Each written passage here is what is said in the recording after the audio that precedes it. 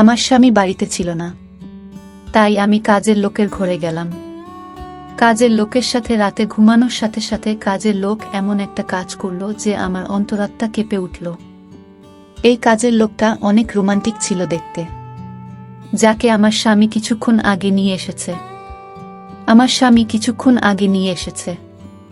আমার স্বামী দরজার বেল বাজানোর সাথে সাথে আমি দরজা খুললাম। এই কাজের ছেলেকে আমার স্বামীর সাথে দাঁড়িয়ে থাকতে দেখে আমি চোখের পলক ফেলতে ভুলে গেছি। এই কাজের ছেলেটি যেন স্বর্গের রাজপুত্র সৌন্দর্যে ভরপুর। আমি ভুলে গেছি যে আমার স্বামীও ওর পাশে দাঁড়িয়ে আছে। আমার স্বামী আমার হাতটা ধরে একটু নাড়াচাড়া দিলেন। আমি অবাক হয়ে উঠলাম। আমার স্বামী বলল, কি ব্যাপার, পিছনের দিকে সরো, সাগরকে ভিতরে ঢুকতে দাও। সাগর 12 বছরের রোমান্টিক ছেলে। আমি সরে দাঁড়ালাম একটু। আমার স্বামী সাগরকে নিয়ে ঘরের ভিতরে ঢুকল। আমি মনে মনে ভাবছি, কেন আমার স্বামী একে সাথে করে নিয়ে এসেছে। আমাকে পোশাক ছাড়া দেখে আমার স্বামী আমার দিকে চোখ বড় বড় করে তাকালো। আমি বেশিরভাগ সময় বাড়িতে একাই থাকতাম। বাড়িতে আমি আর আমার স্বামী ছাড়া আর কেউ ছিল না। সেই জন্যই আমি বাড়িতে বেশি পোশাক পরতাম না। কিন্তু যখন তাকে ওরকম চোখ করে তাকাতে দেখে আমি বুঝতে পেরেছি যে আজ তার সাথে অন্য ছেলেও আছে। তাই সাথে সাথে কিছু পোশাক চেয়ারের উপর থেকে নিয়ে আমার শরীরের সাথে নিলাম। কিন্তু সাগর আমার দিকে একবারও চোখ তুলে তাকায়নি।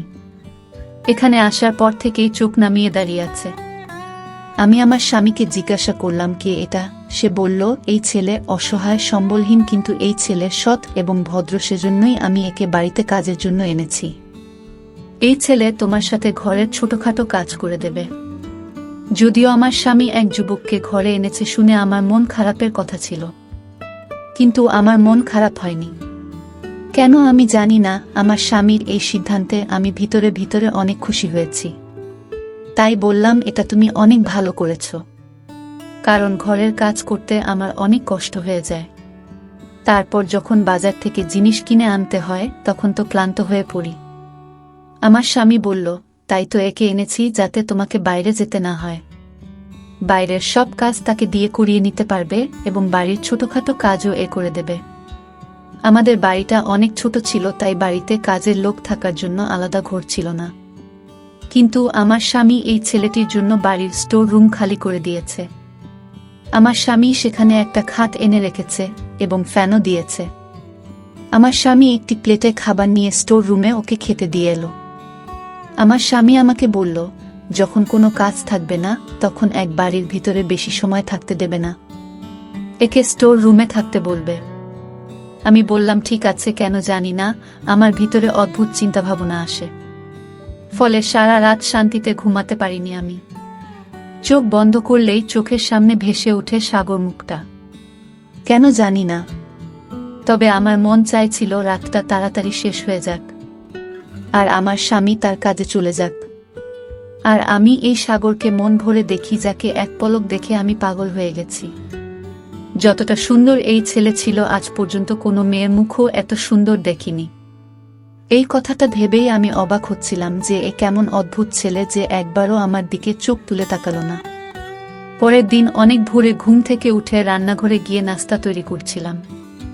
আমি এমন সময়ে আমার স্বামী স্টোর রুমের দরজায় শব্দ দিল। ছেলেটি বেরিয়ে আসে। আমার স্বামী ওকে বলল, বাজার করে এনে মালকিনের সাথে প্রয়োজনীয় কাজ করে নাও, তারপর আমি তোমাকে দোকানে নিয়ে যাব। এই কথা শুনে আমি চিন্তায় পড়ে গেলাম যে কেন আমার স্বামী একটি দোকানে নিয়ে যাবে। সে তো একই ঘরের কাজের জন্য নিয়ে এসেছে। আমি খাবার তৈরি করা বন্ধ করে বাইরে বেরিয়ে এসে বললাম, একে কোথায় নিয়ে যাবে? একে তো ঘরের কাজের জন্য এনেছো, তাই না? আমার কথা শুনে আমার স্বামী প্রথমে আমার দিকে অদ্ভুতভাবে তাকালো, তারপর বলল, সারাদিন এখানে এ কি করবে? এখনো 1 ঘন্টা বাকি আছে, তুমি যে কাজ করতে চাও করিয়ে নাও, তারপরে একে আমি আমার সাথে দোকানে নিয়ে যাব, আর একবারে রাতে আমার সাথে ফিরবে। তারপরে রাতে তোমার যে যে কাজ বাকি থাকবে তা করে দেবে। কথাটা শুনেই আমার মনটা খারাপ হয়ে গেল। আমি ঘরে এসে নাস্তা রেডি করলাম, আর ছেলেটিও রান্নাঘরে এসে বলল, দিদি, তোমার কোনো কাজ থাকলে বলো, আমি তাড়াতাড়ি করি। ওর দিকে ঘুরে তাকালাম, এখনো মাথা নিচু করে কথা বলছিল। ওর দিদি বলা শুনে আমার শরীরে কেমন যেন রাগ হয়ে গেল। এটা সত্য যে আমি ওর চেয়ে কয়েক বছরের বড়, কিন্তু দিদি তো মোটেও না। আমি বললাম, দেখো, আমার নাম সুদীপা, আমাকে সুদীপা বলেই ডেকো। আমার এত বয়স হয়নি যে আমাকে দিদি বলে ডাকবে। আমি অনেক খুশি মনে ওকে এই কথাটা বললাম। তারপর একটু রাগ দেখিয়ে বেশি এর মধ্যে বাসনগুলো রাখলাম। আমি আর ওকে বললাম বাসনগুলো ধুয়ে তারপর রান্নাঘর পরিষ্কার করে যাবে, এই বলে আমি বেরিয়ে এলাম। আমার স্বামী রেডি হচ্ছিল। রেডি হয়ে নাস্তা শেষ করে এদিকে সাগর সব কাজ করে ফেলল। বাজার থেকে জিনিস নিয়ে এসেছিল। তার কিছুক্ষণের মধ্যেই আমার স্বামী ওকে দোকানে নিয়ে গেল। কেন জানি না আজকের দিনটা অনেক কষ্টে কাটিয়েছি। আমার মনে হচ্ছিল সময় যেন থেমে গেছে। আমি বারবার ঘড়ির দিকে তাকাতে থাকলাম, যদিও প্রতিদিন আমার সময় দেখতে দেখতেই কেটে যেত, কারণ ঘরের কাজে সারাদিন ব্যস্ত থাকতাম। আমি তাই মনে হতো দিনটা অনেক তাড়াতাড়ি পার হয়ে গেল, কিন্তু আজ যেন সময় পার হচ্ছে না। এই অস্থিরতায় আমি অনেক কষ্ট পাচ্ছিলাম। বারবার আমার ওই ছেলের কথা মাথায় আসছিল। আমার স্বামী রাতে আসার সময় হওয়ার আগেই আমি তাড়াতাড়ি রুমে গিয়ে ভালো পোশাক পরে মেক আপ করলাম, এমনকি আমার চুলগুলো ছেড়ে দিলাম। যদিও আমার বিয়ে হয়েছে 7 বছর, আমি কখনই আমার স্বামীর জন্য এভাবে সাজিনি। বিয়ের প্রথম 1 মাস নিজেকে সুন্দর করে সাজাতে, এরপরে আমি ঘরের কাজে এত ব্যস্ত হয়ে পড়ি যে সাজার কথা মাথাতেই আসতো না আমার। কিন্তু আজকে কেন জানি না আমার নিজেকে সুন্দর করে সাজাতে মন চাইল। আমাকে সবাই সুন্দরী বলতো। বয়স প্রায় 30 বছর হলে কি হবে? আমার সুন্দর চেহারার কারণে বেশিরভাগ মানুষ আমাকে অবিবাহিত বলেও মনে করত। আমি যখনই আমার স্বামীর সাথে কোথাও যেতাম সবার চোখ আমার দিকে আটকে থাকত, কারণ আমার স্বামী চেহারা ভালো ছিল না। তার অনেক বড় শরীর এবং উচ্চতাও কম, আর আমি সুন্দরী। সেজন্যই আমার কাজের ছেলে সাগরের চেহারা দেখে আমার মনের মধ্যে কেমন যেন হচ্ছে, আমার মনের ভিতরে গোলাপ ফুল ফুটে উঠল। রাতে আমার স্বামী ঘরে ঢোকার সাথে সাথে আমাকে দেখে অবাক হয়ে গেল, কিন্তু আমার চোখ শুধুমাত্র সাগরের দিকে। আমি অনেক কষ্টে সারাটা দিন পার করেছি, কিন্তু একটা অদ্ভুত ছেলে, কারণ ও আমার দিকে একবারও চোখ তুলে তাকায়নি।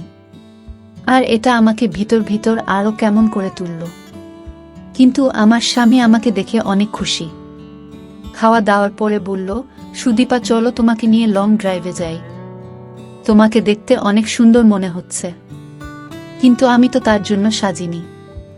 যার জন্য এত কষ্ট করে সাজালাম সে আমার দিকে একবারও চোখ তুলে তাকালো না। আমি চেয়েছিলাম ও আমাকে দেখুক এবং আমাকে দেখার পর তো অবাক হোক, কারণ আমিও দেখতে কম সুন্দরী। কিন্তু অত সোজা স্টোর রুমে চলে গেল।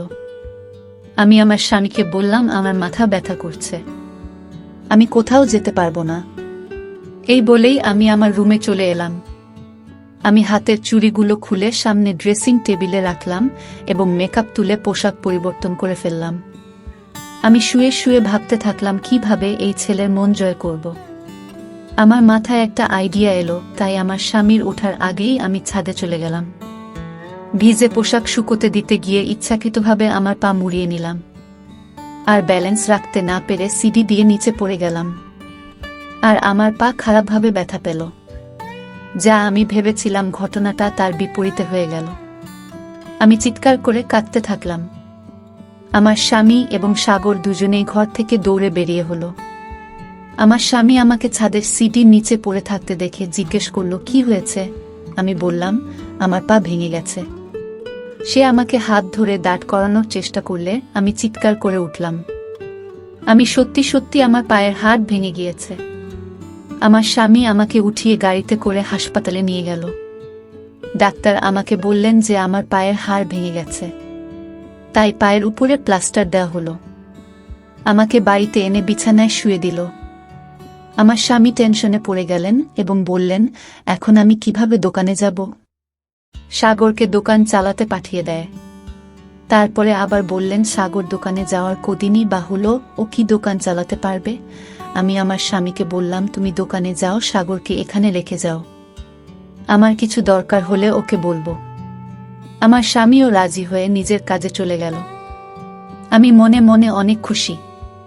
যদিও আমার পায়ে অনেক ব্যথা হচ্ছিল।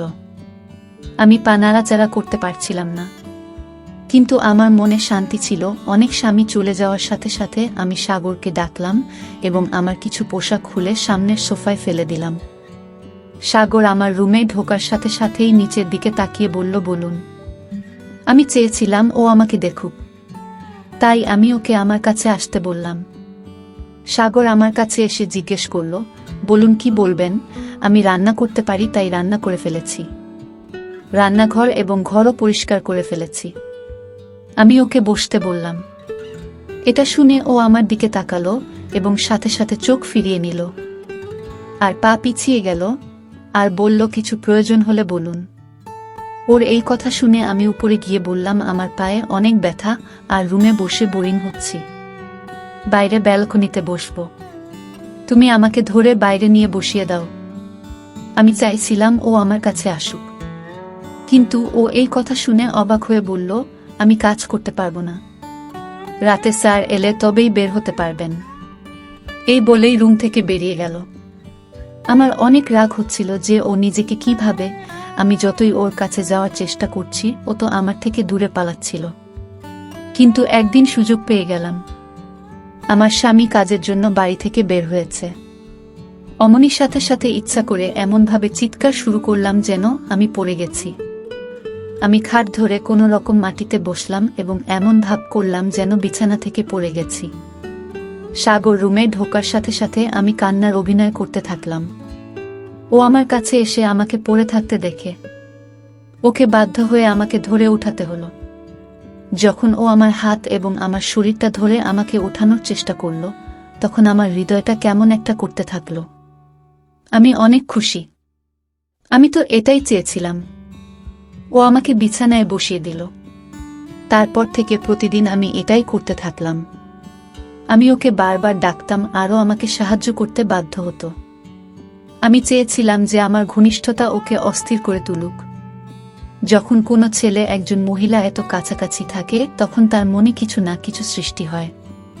আসলে একজন মানুষ তার কাঙ্ক্ষিত জিনিস যদি কাছে পায়, তাহলে সেটা তাকে চিন্তায় ফেলে দেয়। আমিও তো এটাই চাইছিলাম। আমার বিয়ের 7 বছর পার হয়ে গেছে, কিন্তু এখনো আমার বাবু হয়নি। আমার স্বামী আজ পর্যন্ত আমাকে এ নিয়ে কখনো খারাপ কথা শোনায়নি। আমি সুন্দরী, সেজন্য যখনই যে কোনো অনুষ্ঠানে যেতাম, অল্প বয়সী সুন্দর ছেলেদের দেখে আমার চোখ তাদের দিকে আটকে যেত। সুন্দর আর রোম্যান্টিক ছেলেদের দেখে আমার হৃদয়ে ঝড় শুরু হয়ে যেত। এই সময় আমার স্বামী আমার পাশে বসে থাকলে আমার অনেক খারাপ মনে হতো। মাঝে মাঝে মনে হয় যেন আবেগে ভুল সিদ্ধান্ত নিয়ে ফেলেছি আমি শুধু টাকা দেখেছি, কারণ আমার বাবা গরিব আর বাড়িতে অভাব থাকতো সব সময়। সেই মুহূর্তে আমার মনে হয়েছিল, যখন আমার কাছে টাকা থাকবে, তখন আমি জীবনের সমস্ত সুখ পাব আর আমার মনের সমস্ত দুঃখ দূর হয়ে যাবে। আমার স্বামী সুন্দর নয়, কিন্তু ভেবেছিলাম একজন মানুষের সমস্ত গুণ থাকে না। আর স্বামী যে সুন্দর নয়, এই দুঃখ আমি সময়ের সাথে সাথে ভুলে যাব। কিন্তু এরকম হলো না। আমি আমার স্বামীকে কখনই পছন্দ করতে পারিনি, যদিও আমরা একটা সুন্দর বাড়িতে থাকতাম। আমার রুমে এসে আছে, খাওয়ার পর আর কোনো কষ্ট নেই। টাকা পয়সা খরচ করার সময় আমাকে চিন্তা করতে হতো না। কিন্তু আমার স্বামীর সাথে থাকতে একদমই পছন্দ হতো না আমার। তার সাথে যতটা সময় থাকতাম, মানসিক সমস্যায় ভুগছি আমি। সেই সময় আমার না টাকা পয়সা না বড় বাড়ি কোনটা ভালো মনে হতো না। মাঝে মাঝে আমার মনে হতো হয়তো ভুল করে ফেলেছি। আমার স্বামী যদি আমার প্রিয় হতো, তবে আমি তার সাথে ছোট ঘরেও আনন্দের সাথে থাকতে পারতাম। ওর সাথে আমি মন খুলে কথা বলতে পারতাম। আমার মনের ইচ্ছে আমার মধ্যে একটা ভালো চাহিদা তৈরি করে। সাগরকে দেখে আমার মনে হলো আমার খোঁজ শেষ। আমি চেয়েছিলাম ও আমার দিকে আকর্ষিত হোক, কিন্তু আমার দিকে মুখ তুলে তাকাতো না। আমি ওর চোখে আমাকে দেখতে চেয়েছিলাম। এখন আমার পা অনেকটাই ঠিক হয়ে গেছে, প্লাস্টারও খুলে ফেলেছি আমি। কিন্তু আমি হাঁটার সময় ইচ্ছাকৃতভাবে ব্যথার অভিনয় করতাম, যাতে ও আমাকে ধরে হাঁটতে সাহায্য করে। আমার স্বামী আমাকে একটা স্ট্যান্ড কিনে দিতে চেয়েছিল, যাতে আমি তার সাহায্যে সহজে হাঁটতে পারি। আর ডাক্তারও বলেছিল, আপনি আপনার পায়ে ভর দিতে পারেন। আমি আমার স্বামীর দিকে চোখ গরম করে তাকিয়ে বললাম, ডাক্তার কিভাবে বুঝবে আমার ব্যথা হচ্ছে কি না? তার কি, সে তো আমার হাঁটার কষ্ট বুঝতে পারছে না। কিন্তু এই নাটক কতদিন চালিয়ে যেতে পারবো? আমি আমার স্বামীর কাছ থেকে মুক্তি চাই। একদিন সাগর রান্নাঘরে বসে তার ছোট নোকিয়া মোবাইল দিয়ে কারো সাথে কথা বলছিলেন। আমি সেই সময় মোটামুটি হাঁটাচলা করতে পারতাম। আমি ইচ্ছা করেই ধীরে ধীরে রান্নাঘরের দরজার কাছে এগিয়ে গেলাম। ও কাউকে বলছিল, অনেক তাড়াতাড়ি মাকে তোমাদের বাড়িতে পাঠাব। আমি এখন চাকরিও পেয়ে গেছি। এখন তোমার বাবা মা না করতে পারবে না। আমি তাকে অনেক টাকা দিয়েছি, তোমাকে বিয়ে করে শহরে নিয়ে আসব। কথাটা শুনে আমার মন উড়ে গেল। আমি সাগরকে অনেক ভালোবাসতে শুরু করেছি। ওটা থেকে দূরে থাকতে পারবো না আমি চেয়েছিলাম ও আমাকে ভালোবাসে, কিন্তু ও তো অন্য মেয়ের প্রেমে পড়েছে।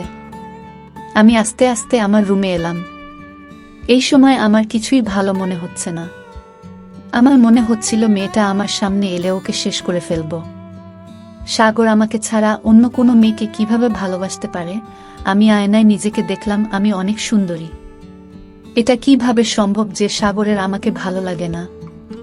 আমি ছাড়া অন্য কোনো মেয়ের দিকেও কিভাবে তাকায়? তারপরে আমার মাথায় আসতে থাকলো, ওই মেয়েটা হয়তো অনেক সুন্দর, আমিও হয়তো তার মতো সুন্দরী না। সে যাই হোক না কেন, আমি সহ্য করতে পারছিলাম না। রাগে আমার চোখ থেকে পানি পড়তে থাকলো। আমি সাগরকে ডাকলাম। ও আমার রুমে এসে আমাকে নিজের পায়ে দাঁড়িয়ে থাকতে দেখে অবাক হয়ে বলল, আমাকে কেন ডেকেছেন? আমি বললাম, ভিতরে এসো, তোমার সাথে আমার কিছু কথা আছে। ঘরের ভিতরে এলে আমি ওকে বললাম, আমি তোমাকে ভালোবাসি।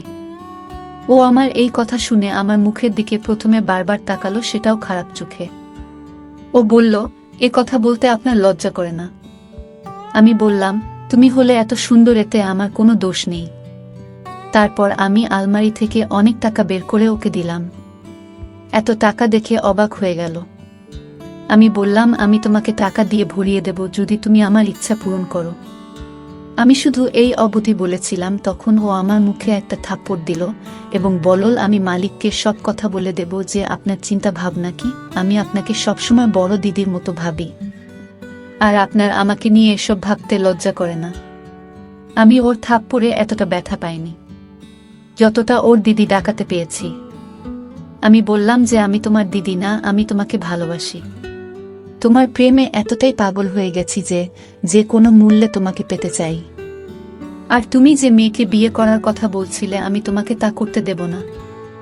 আর তুমি যদি আমার স্বামীকে আমার সম্পর্কে কিছু বলার চেষ্টা করো, তবে আমি তোমার সাথে কি করতে পারি তা তুমি কল্পনাও করতে পারবে না। আমি পাগল হয়ে গিয়েছিলাম, আর পাগলের মতো চিৎকার করে ওকে সব বলছিলাম। এই কথা শুনে সাথে সাথে ঘর থেকে বেরিয়ে গেলে পরের দিনও কি বলবে আমি তো ভেবেই নিয়েছিলাম। কিন্তু ও আমার স্বামীকে বলতে থাকলো, আমি আপনার কাজ করতে পারবো না। আমার স্বামী বলল, কেন পারবে না? তুমি কি বলছো জানো? তোমার সাথে আমার 2 বছরের কথা হয়েছে। আমার স্বামী আরো বলতে থাকলো, এই তো কদিন আগে তুমি কান্নাকাটি করছিলেন কাজ নেয়ার জন্য। এই 2 মাসে এমন কি হলো যে তুমি কাজ ছেড়ে দিতে চাও? সাগর বলতে থাকলো, আমি আপনাকে কারণটা বলতে পারবো না। আমার স্বামী ওকে বলল, ঠিক আছে, তোমাকে যে অগ্রিম টাকা দিয়েছিলাম তা ফেরত দাও।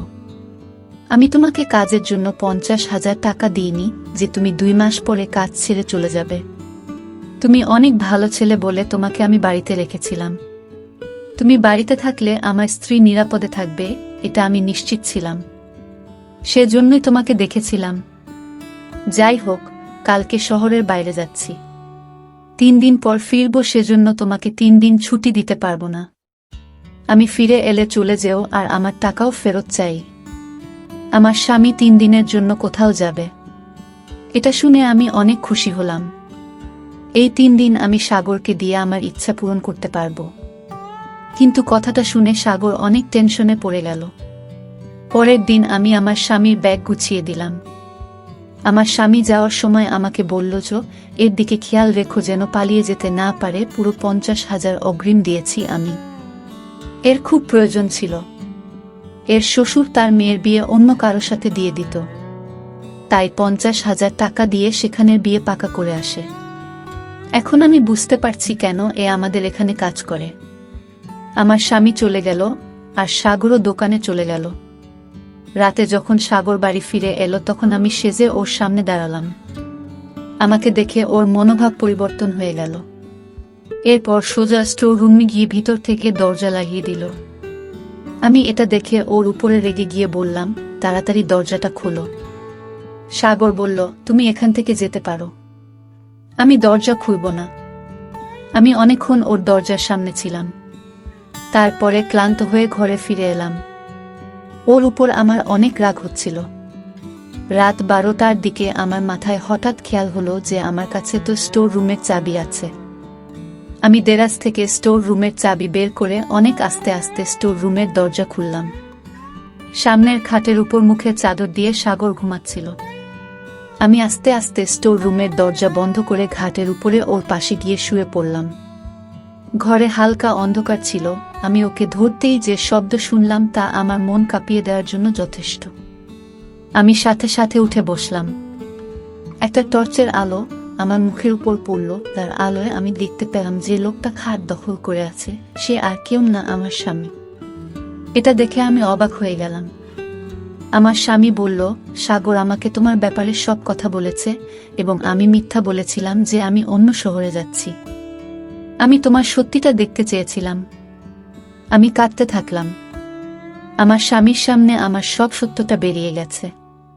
সে আমাকে ছেড়ে দিল আর সকালে আমাকে বাপের বাড়িতে ফিরে যেতে বলল, আর বলল আমিও সুন্দরী মহিলার সাথে আমার জীবন কাটাতে পারি, কিন্তু খারাপ মহিলার সাথে না।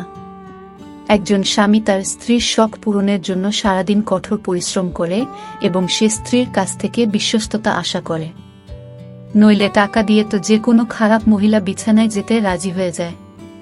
আমি সবকিছু হারিয়ে ভাবছি যদি আমি আমার চরিত্রটা ঠিক রাখতাম, যেমনটা সাগর একজন ছেলে মানুষ হয়েও রেখেছিল। তো বন্ধুরা, এই ছিল আজকের গল্প। আশা করি গল্পটি অনেক ভালো হয়েছে। যদি ভালো লাগে ভিডিওটিতে লাইক করবেন। সবাই ভালো থাকবেন। ধন্যবাদ।